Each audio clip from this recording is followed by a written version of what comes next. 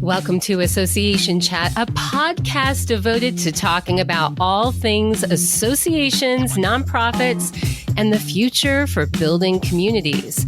In a world where there's an association for everything, that gives us a lot to talk about. So let's get started with your host, KiKi L'Italien. Thank you to Mike at Podcasting for Associations for the production of this podcast. He's going to change the way you ask questions and change the way you look at the people you lead. Oh my gosh, this episode with David Allison rocked my world, and I think it's going to rock yours too. He is thought of as a data pioneer, and he is a pioneer in changing the way that you look at demographics. Did we know that generations, when we define people by generations, that we're being stereotypical? Well, we do now. And I think you're going to change the way that you market after you hear this.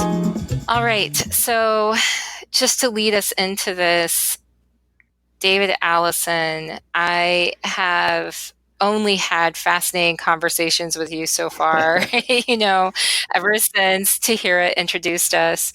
And I am so excited to be talking with you today because this whole study of this thing called Valuegraphics is, I think, going to just rock marketing. It's going to rock product development. It's going to rock the way that we think about the way that we think about people. And, especially when I look at associations, with association chat and everything, I'm always focused on associations. We have to be masters of understanding the people who belong to our organizations. And so that's why I'm so excited to be talking with you today, because the things that I have already learned from your book, the things I've already learned from you are unlike anything else that I've really read anywhere else. And so with that, what I wanted to do is open up with a really general question. And that is, what is Valuegraphics? What is this thing? Oh, that's the big question. That's the big one. It seems to be constantly evolving, but I'll do my best to answer. First off, thanks for having me over. It's so fun to talk with you. Associations are such an important part of our economy and our world. And I think that they have all kinds of room to become even more important and more vital to the way we all move forward. And I'm going to digress and answer your question after my little digression here. Welcome to Planet David. I love it. The number, it kind of helps. It kind of helps me explain the answer to your question. But the most important value across the 500,000 surveys that we've conducted now around the world in a very, very accurate academic way, the most important value that we're all looking for here in North America is to belong. Mm-hmm. That's what we all want. We want more belonging. We don't want to go to some other yoga studio than the one we normally go to because I don't belong there. I want to belong at work. I want people around me who make me feel like I belong. Belongingness is the thing we're all hunting for. And what can associations provide to us from the perspective of this aspect of our lives that we spend, some of us 16 hours a day with our work, our career, our calling. And an association is a way to weave belongingness into that piece of our life. So I think associations have not only an outward-facing, amazingly important role to play here, but also just helping us all feel like we belong. And that's amazing. So to answer your question, what is Valuegraphics? Valuegraphics is, I like to talk about it as a replacement system for understanding how groups of people behave. Right now, the system we use is called demographic stereotypes. And instead of using demographic stereotypes like boys like blue, girls like pink, millennials like avocado toast, baby boomers drive minivans, instead of using that stuff, which I know we can all laugh about, but we kind of still believe many of those things and use them to make decisions. Instead of that, we have a system now based on this rigorous data that helps us understand for any group of people anywhere in the world, what do they share in common when it comes to their values? In other words, what do they care about? And if you can build your product, your service, your brand, your association membership campaign, your development work, your programming inside an association, based on what you know statistically your people care about, you're going to be way better off than trying to guess based on how old they are or how much money they make or whether they're male or female or have 2.3 children and live in a house with a white picket fence.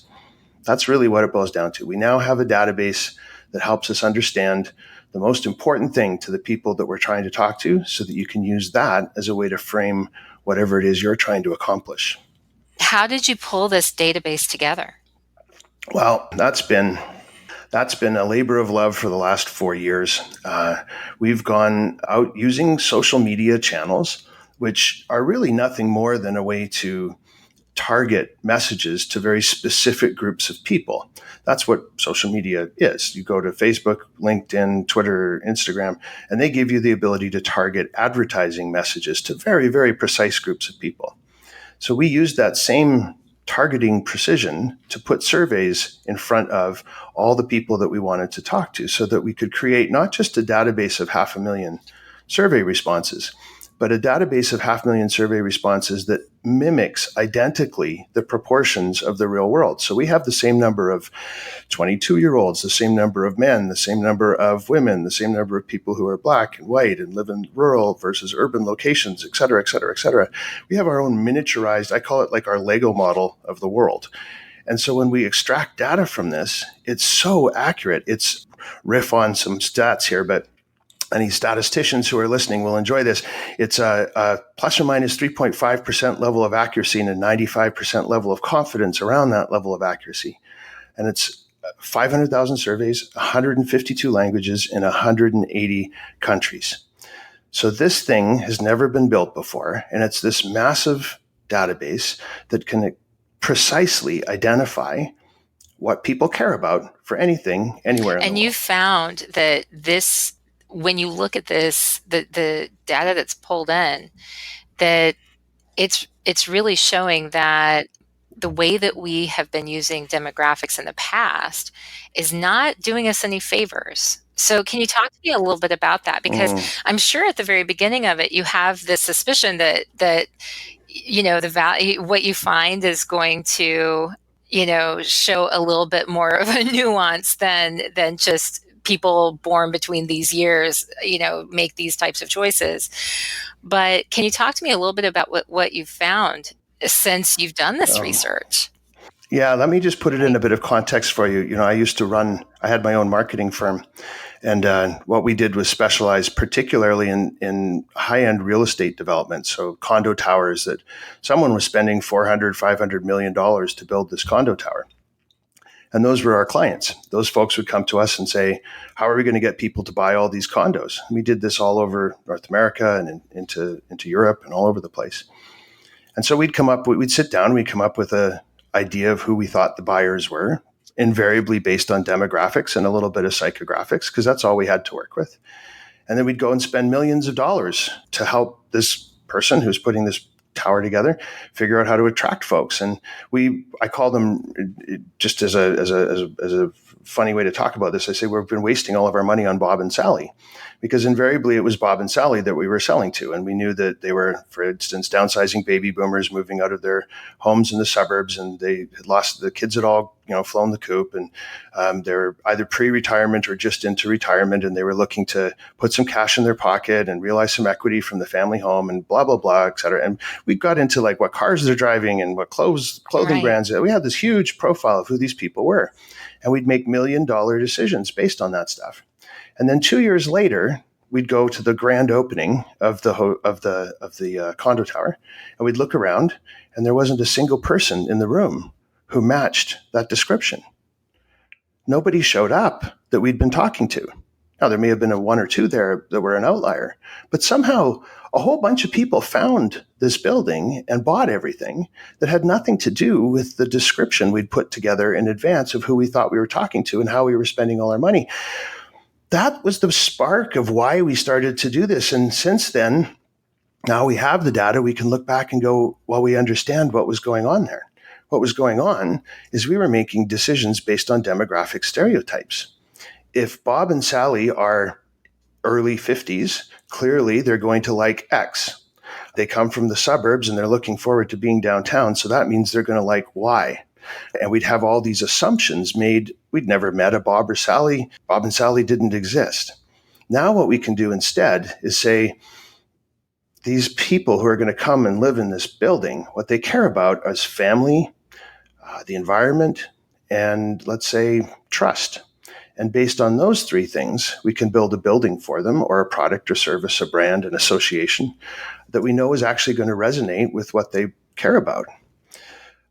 The numbers that have come out of this database since we've started working with this enormous pile of survey responses are startling.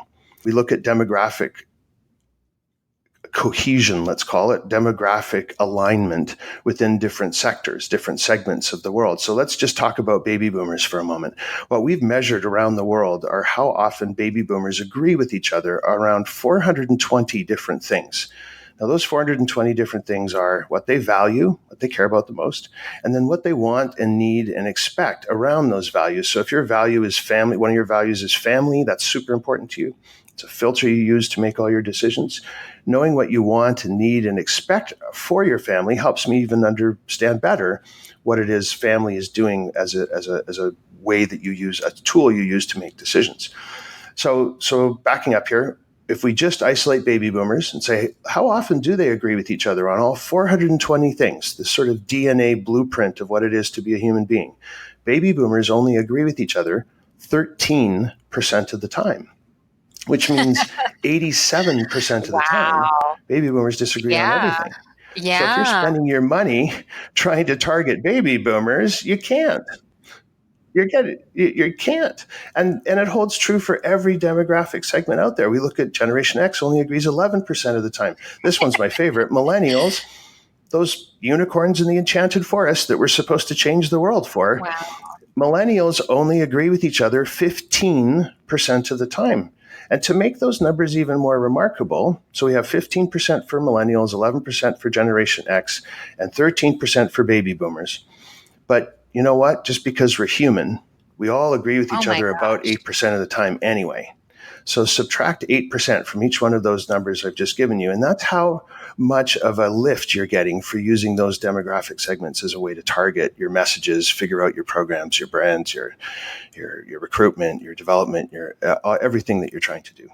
So just to put that into context for people who are listening, I'm thinking about how many presentations I've listened to that focus on generations. Like, here, understand this generation, keynotes and all of this stuff where the whole focus is on, let me tell you about the unicorns in the forest, the millennials. Yeah. And thinking that, well, what kind of lift are you getting from really understanding them? Because it's negligible. Yeah. You're not really getting that much closer to any sort of meaningful understanding of. No. And if you just stand back and look at it and say, okay, fill a stadium with 10,000 millennials. And now try and tell me that everybody, now that we've got a real picture in our head of 10,000 millennials in a stadium, you're going to stand in the middle of that stadium and you get to pitch them on a product, a service, a brand. What's the one thing you're going to say that they're all going to go, yeah, that sounds great? Apparently we have avocado toast, and that's about it. Yeah, exactly. That's about it.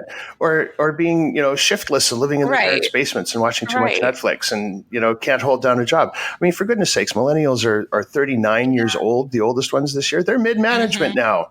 They're not. They're vice presidents of major corporations. They're not that thing we have in our head about millennials. And so, what's happening, really, unfortunately, is we're all starting to I can see the social media monster online is just starting to calm down around millennials and sharpen its teeth again and get ready to go attack Gen Z. Exactly. It's like, it's time to go get those guys. Some fresh meats come around. Let's go start this all over. It drives me crazy when I go to a conference as a speaker and I look at who else is speaking and everybody is a millennial expert. It happens so often. Here's what millennials need from an HR perspective. It's a marketing thing. And when somebody actually gave me the advice, I think I told, I shared this with you, the first time we spoke, someone actually gave me advice about some of my speaking topics and said, you just need to figure out some kind of generational bent to it because you're going to get hired more. And it's like, but but it's wrong. But it's wrong. It's just wrapping it up in something. And what are we trying to push? Is it really going to get people closer to what they're trying to achieve, or get people closer to the end goal? And the answer, it turns out, is no. And if they want to get closer, it's really about understanding more about what their values are. So I wanted to ask you, what are the values? How did you arrive at the values? How did you figure out how to even ask people which values that they care the most about? Talk to me about that.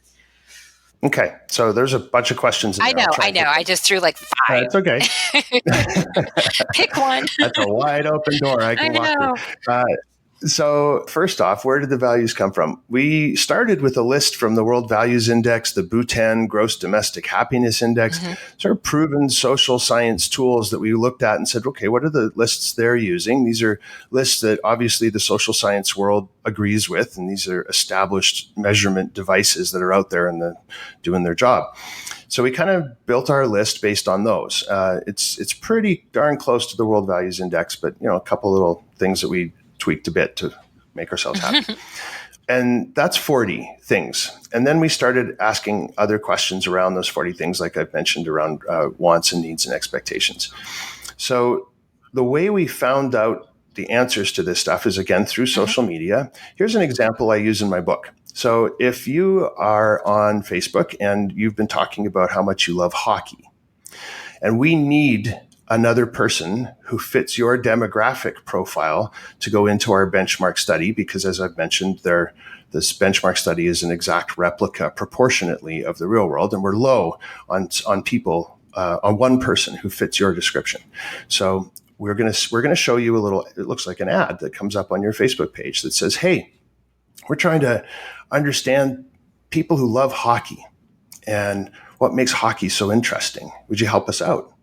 Well, that's pretty hard not to click on if you're a hockey fan. So you click through, and we limit ourselves to about 10 questions. We ask you things like, so first off, we'll confirm who you are. So you're male, female, age, blah, blah, blah, whatever. We already know that because you're on social media and that's part of your profile. So we're pretty sure we know who we're talking to, and we've chosen you because we need more people like you. Then we ask you a few questions about hockey, but there'll be questions like this. So you have a favorite team? Of course I do. If your team is knocked out of the season after the second game in the series, would you change and start cheering for another team? Sure, I would. I love hockey, and it's not about the team. It's about loving hockey and enjoying the season. Okay, cool. Do you watch television games? Yes. Do you go to games live? When you watch them on TV, does your family join in? Are your friends over? When you go to a live game, do you bring your family? Do you bring your friends? Do you drink? Do you drink too much? Do you have a jersey? Do you own a water bottle? Do you just on and on and on and on about hockey? So you're telling me the answers to all these questions, and you're having a great time talking about the thing that you like the most in the world, which is hockey. But really what you're telling me about is family and loyalty and relationships and friendships and leisure time and priorities and all these things that if I just asked you, how important is your family? You'd say, everybody would say they're super important, even if you hate your family. But by asking you these indirect questions, I like to call them questions that come in the back door, we can find out how you really feel by couching these questions in this sort of blanket of your own interests. And that's how we've been able to collect this very, very accurate data around people and how they truly feel about the things they're most interested in. And then we've taken that and put it into a quantitative data set so that we're now able to extract specifics around various people, groups of people, based on their shared interests in this quantitative, it's called qual-quant data. So we take qualitative answers, code them, and make them into quantitative data so we can extract with a great degree of accuracy anything we need to know about a group of people. Did I answer your question? I know I told you a long story there. But I think I got there. Okay. No, it's so, and I'm thinking about, you have in your book, you have a sort of a sample test. It's something that you can give to people that is 10 questions. And I did this for my association chat folks. And it's not, obviously it's not as in-depth and all of this stuff as the research that you do, but it gives you a taste for, in general, the values of whatever group that you're working with, and gives you kind of an idea of the types of questions that might be included in this sort of thing. And for me, it was really, really interesting to see the information coming in, because I did start to see some trends about values, especially around things like technology and stuff, and how people view it. And I actually have to go back and see what the latest results are, because I've kind of been letting it run for the past, I think, 2 weeks maybe, and I haven't checked it like in the past few days.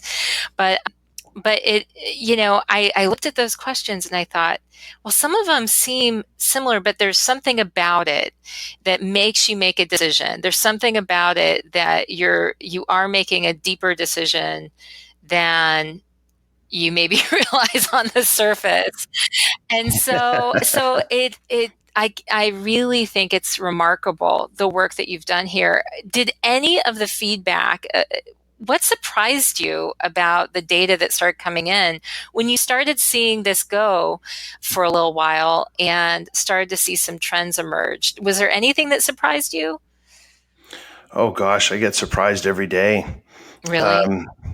What to talk about? First, let's just touch on that test. So yes, in my book, which was released a year ago and is already so out of date because we've collected so much new data, there is a free test you can use to figure out whatever audience you're interested in, which of the 10 biggest archetypes in the data set is most applicable. So it helps you. I like to say it's like playing the piano with your fists. Right. It helps you start to think about values. It's not super scientific, but at least you're playing the piano. Even if you're really crappy at it, you're playing the piano, right? You're not over there playing the oboe or something else that you shouldn't be You're playing. getting in the territory. Right. Yeah, exactly. So I'm glad you did that. And I can't wait to hear what your results were. Yeah. But your question about what surprised me, I think there was some things that I found very hopeful for the future of the human race. One of them in particular was that the top, and this is the North American data set I'll talk about right now, the top three or four values in order for everybody in North America are all about togetherness. They're all about how that old line about no man is an island, right? And neither is any woman, that we all have to have other people around us, and that's the only way forward. We need to feel like we belong, and that expresses itself and manifests itself in various ways, like community, family, friendship, relationships, or this big umbrella one for some people about belongingness, and they don't really discern where that comes from. It could be from work friends or any number of sources, but there's this driving human need to be part of something bigger than ourselves. And I find that very, very hopeful in these divisive times that we're living through right now, where we're so busy trying to figure out who's the other guy and who am I supposed to not like and who am I against, that there's still this driving human need to be amongst others and want to be part of things, which I guess if you want to get philosophical about it is maybe partly why we're having this divisiveness, is that we want our group versus your group is happening. But I don't know. I just found it really, really, I found it very heartfelt and hopeful that belongingness in all its various forms was the number one thing across the whole data set. We find cool, weird little outliers when we profile specific companies or brands or have specific projects we're working on. Things like so your audience, this is what they're all about, and they're partly a workaholic, and they have these characteristics around their workaholism. They're workaholics not just because they want status, but because they want family, and et cetera, et cetera, et cetera, et cetera. And by the way, they hate vegetables. Really, just like crazy little outlying things. We had one group we profiled and they all like playing musical instruments. It's like, oh, That has nothing to do with what we're talking about, but how weird that they all play musical instruments. Or wine. That was another one that came up. We were talking about a group that had nothing to do with each other, like it had everything to do with each other and nothing to do with wine, but they all liked wine a lot. So we find these funny little things that are, I mean, from a marketing perspective, pretty useful to know that you've got that kind of similarity. Yeah, every event planner would love to know this because, like, you know, if you're trying to figure out what type of events, networking types of things to offer at your conferences, you're thinking, oh, well, obviously if most of the people kind of tend to like wine and stuff like that, your wine tastings, anything with that would be, and let's do it because it's gonna hit the target with a lot of our people.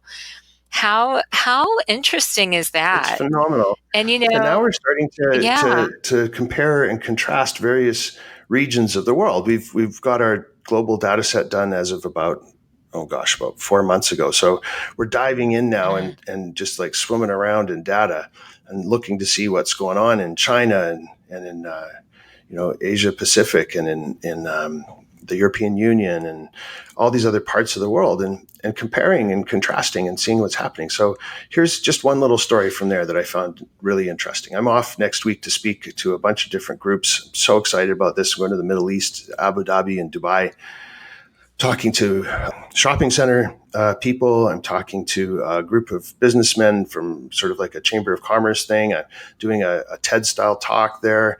I'm doing all these other things.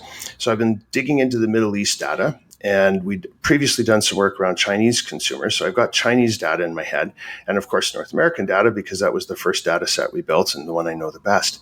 So I've mentioned already that North America, the primary value, the number one thing for most people is some form of togetherness, belongingness, something like that.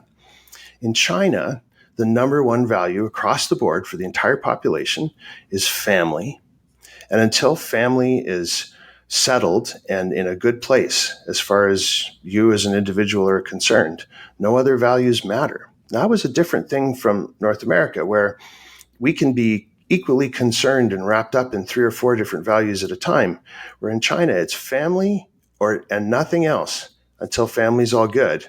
And then we move on and start thinking about other values. So not only is the value at the top very different, but the structure of how those values impact our decision making is very different too. Mm-hmm. Then to add something even more interesting, which I hope a whole bunch of people that I'm going to be speaking to in the Middle East are not listening because I'm giving away my big surprise. The top of the values hierarchy for the Middle East is morality. Wow. Now, I don't mean this in a judgy way, but morality doesn't even show up on the top 40 in North America. I'm serious. That's now, awful, we may have other words for it. Kind of funny, but really awful. It is. Part of this is that people self-define things, right? So there may just be other words being used in North America, other values that are being pointed to when in the Middle East, there's a very clear understanding of what the word morality means, and it's an easier way to talk to us about that. I don't know. We'll find that out as we dig deeper. But there's 3 parts of the world where a very lovely value is at the top of the list. And they're very different. But at the same time, they're also very much the same. Mm-hmm. We have China with family, the Middle East with morality, and here in North America, belongingness. I mean, how good that those nice, poetic, lovely thoughts are on the top of mind for everybody in 3 major parts of the world. And I'm sure that trend will continue. I doubt very much as we look at the other data for the other parts of the world, we're going to find, one part of the world where their primary focus is nastiness or something. That's the world that doesn't get a lot of tourism, I'm guessing. Yeah. So you're talking about going to these amazing places, and I can't even imagine, traveling to the Middle East to talk about some of the results from this work that you've put in, this research that you're constantly working on and discovering more about. When you go and you speak to these different groups, how are you talking about your research. From what I understand, you are customizing what you found about these places that you're talking to, and basically giving them some of this research that you've done very specific to what they do. Is that true? Is that what is going on? How do you work with people? Yeah. Well, I for a little while tried to start this as a thing when I was talking online, but hashtag every speech is custom, right? I've been to a bunch of speaking. I've listened to a bunch of podcasts about how to be a great speaker, and I've been to some things and training and stuff, and they all say, okay, so you want to get your 2 or 3 speeches ready, and you swap out a slide or 2. And then you just like pull out speech number 2 and stuff in the slide that says the name of the group you're talking to, and off you go. You've got a customized speech. I'm just shaking my head about how silly and stupid I am, because every time I give a speech, I mean, sure, there's a little bit at the beginning that explains what Valuegraphics is, but the bulk of the speech is sharing the data we found for that particular group of people sitting in the room and the folks that they are trying to engage with. So, for example, if I was talking to a group of, let's say people who run associations, I'd be able to say, all right, here in this region that you guys represent, we've gone into the data set and we've pulled profiles for people who belong to associations. And here's what they actually care about.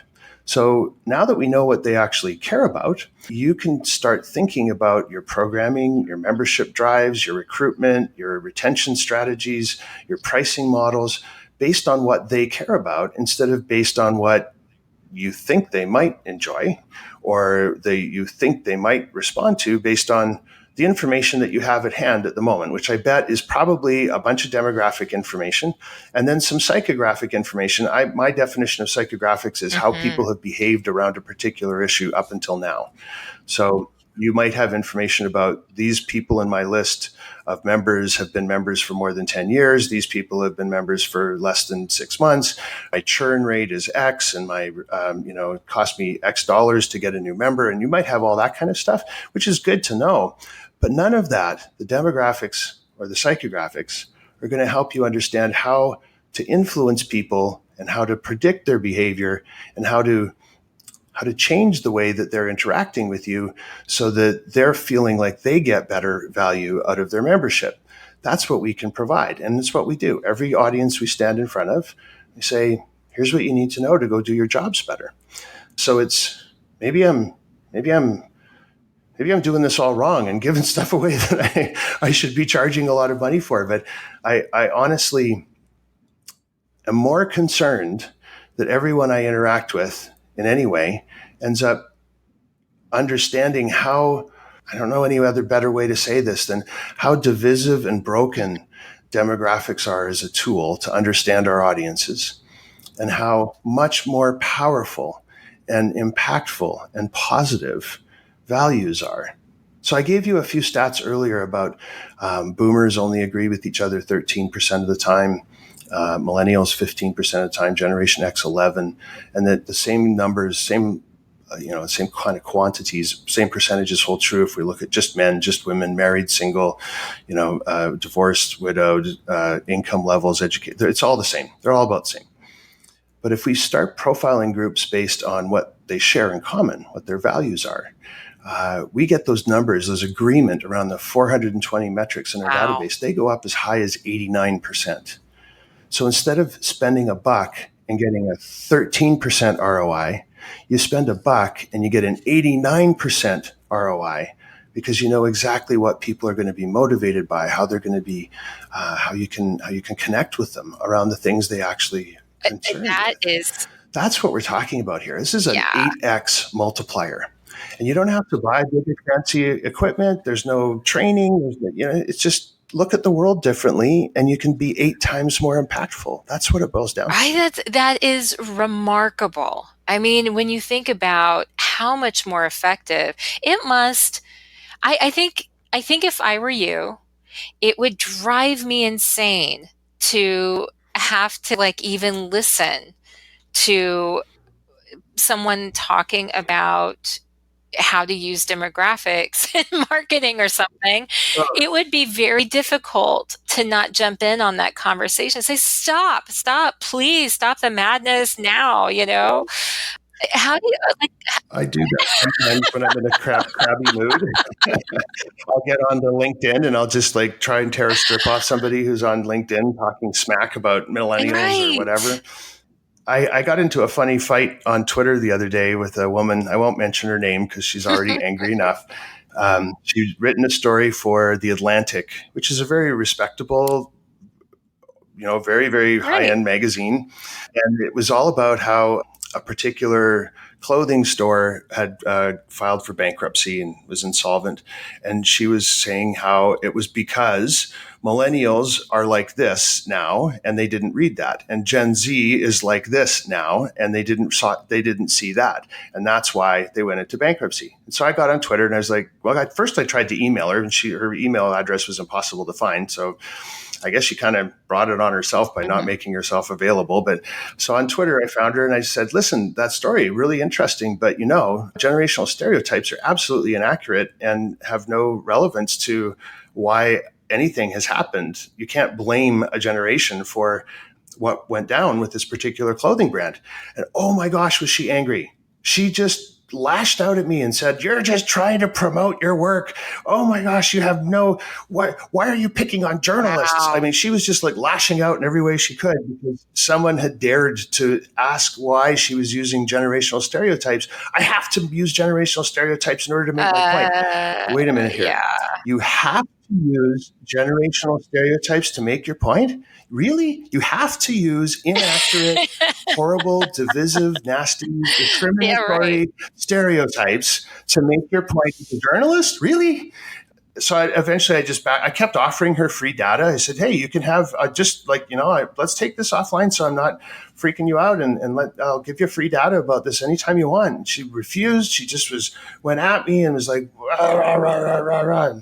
Like, yeah. So sometimes it backfires, but it is. It's so pervasive, so much a part of everything we do and think, and it's all around you. Once you have your generational stereotyping lenses on, you see it everywhere.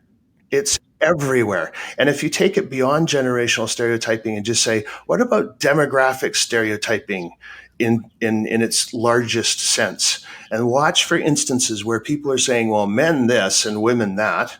Or people who earn $250,000, rich people this and poor people that, or people who have an MBA or a master's degree in something and people who don't and have an undergraduate degree or never finished high school, they're like this. It's all wrong. And it's all so discriminatory when you stand back and look at what we're doing. We're creating groups of people that have nothing in common with each other than one fact. And then from that one fact, let's say people who didn't finish high school, we're drawing all kinds of conclusions about who they are, what they believe, how they're going to behave, what influences them, what doesn't, just because they didn't finish high school. That's nuts. Right. Yeah. It's so refreshing and it makes so much more sense, but it's so refreshing to think about grouping people together according to what they care about versus when they were born or, what gender they are or whatever, because it just, for the longest time, you would look at that and you're like, oh, I've got to add this and then you throw in some psychographics if you can get them. I guess I have one last question before I wrap things up, and that is for people who are wanting to take the next step. They say, you know what, I want to find out more about this. I want to do something. I want to include more. I want to get this kind of data for my people. What should they do? What should their very next step be to get on the right path? Okay. If you don't mind, I'm going to answer that question by starting with a story. And then I'll give you specific information. So this story is kind of the moment when I'm speaking, when I'm talking to a friend. I tell this short little story, and this is when the light bulb goes on. So we've talked about all kinds of things in our time together today, and I hope that this one little story is what sticks with people, because I think it's the most powerful way I've come up with to talk about this. And it's called 3 Friends in an Alley at Midnight. And here's the story. 3 friends are out having a drink. They haven't seen each other in a long time. they've their favorite bar, and they're laughing and telling jokes, and they have one drink too many, and it's midnight now, it's time to leave. So they're walking down the street and they're still laughing and being noisy and having a good time like old friends do after they've had a few too many drinks, and they suddenly turn a corner and there's a dark alley. And now they have to make a decision. Are we going to go down that alley or not? Friend number one, all we know about friend number one is the primary value for friend number one is adventure. And of course, this friend thinks it's the smartest idea in the world to go down that alley because we're friends, we're together, we don't see each other very much, we've had a few drinks. All kinds of cool stuff could happen if we go down that alley. It'll be a wonderful way to end the evening. And then we move to friend number two. And all we know about friend number two is that their primary value is safety. And all they care about is with my friends who I'm out with that I don't get to see very often, who I love very much. I want to get out of here. I want to be safe. The last thing we should do is go down that alley. Let's go back to the bar where there's lights and other people. Friend number three, all we know about friend number three is that their primary value is friendship. And they don't really care whether we go down the alley or go back to the bar, as long as we stick together, because that's what's important. Now, there's three people in the same situation, the same moment in time. They obviously share some things in common, but they're making their decision about what's the right way to move forward here entirely based on their values. None of them checked in to see if they were male or female. I purposely told the story in a way that didn't identify if they were young or old, if they were rich or poor or educated or not. None of that matters. The only way we make decisions in this world, in this life, is based on what we value. What we value determines what we do. So if you're intrigued and you want to follow through and figure out how to do this, there's a few ways you can do that. The first thing, if you just want to dip your toe in the water, is follow me on LinkedIn. It's David Allison. If you just do a hashtag search for Valuegraphics, you'll find me all over the place. It's one word, by the way. You can go to my website at valuegraphics.com, and under the news tab, I'm constantly posting new data reports and information that we find when we work with different groups. We just share it because we're on a mission to try and get everybody to start thinking value-graphically instead of demographically about their work and their lives. You can buy my book, which is outdated by a year. We only had 75,000 surveys when we wrote it. We now have 500,000. But in that book, there's a free test you can use to poll your audience and figure out what their primary values are based on the top 10 profiles that are in the data set. There's potentially hundreds of thousands of profiles. And for the big kahuna, if you really want to go for it, you can talk to us and commission a custom study or hire me to come and do a keynote for you, and we'll pull custom data specific to your situation and share that with you.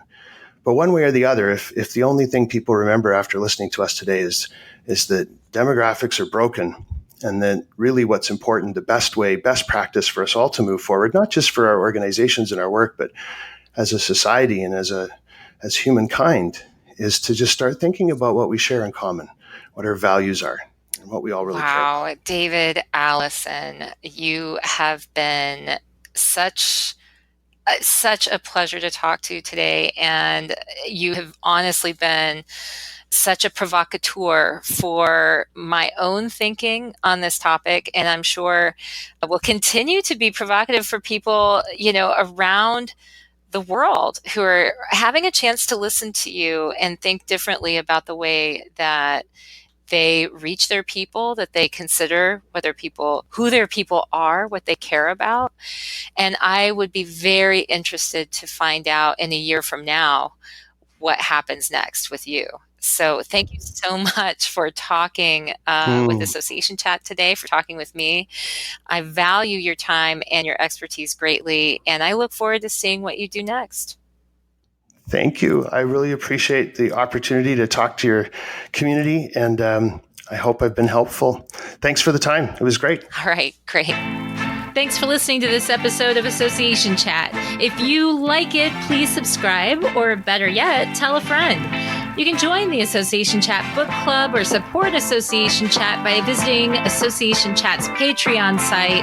You can also find more information about live events, private communities, special projects, and more on associationchat.com. See you next time. Hey, Association Chat is in its 10th year and independently owned and produced by me, KiKi L'Italien, and a very small crew of freelancers and volunteers. We appreciate our sponsors like you wouldn't believe. So I want to give a special thanks to all of our sponsors. Today, that includes Boulder, Event Waves, and Amplified Growth. Thanks to all of you. And if you want to find out more about sponsorship, then go to associationchat.com or email me, kiki@amplifiedgrowth.net, and we'll be happy to talk with you. All right. Thanks.